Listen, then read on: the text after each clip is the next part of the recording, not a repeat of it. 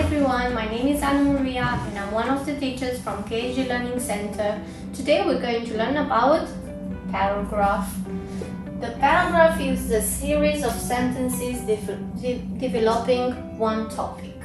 The topic sentence. The topic of a paragraph is stated in one sentence. This is called the topic sentence, and usually you find it at the beginning of the paragraph. The rest of the paragraph consists of sentences that develop or explain the main idea. Developing a paragraph. What you have to do. The first one is a topic sentence may be developed by giving examples. A topic sentence may be developed by giving details, and also a topic sentence may be developed by telling an incident. Unity in the paragraph. Every sentence in a paragraph should support the main idea expressed in the topic sentence. This is the most important part of the paragraph, the main idea. What do you want to say through that paragraph to your readers? The concluding or cliche sentence is to restate the topic sentence in different words. You have at the beginning the topic sentence, you have the main idea, but at the end you need to restate the topic but in different words.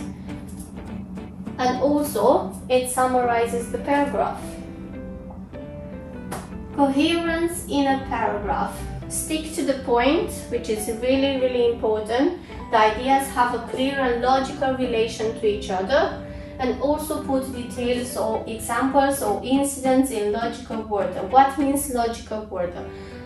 Chronological one, in relation to each other, in order of importance. Connecting sentences within the paragraph. It's really important to have these connecting sentences, which helps the transition words. And you have chronological order, objects in relation to another, in order of importance. And you have here words. First, meanwhile, later, afterwards, finally.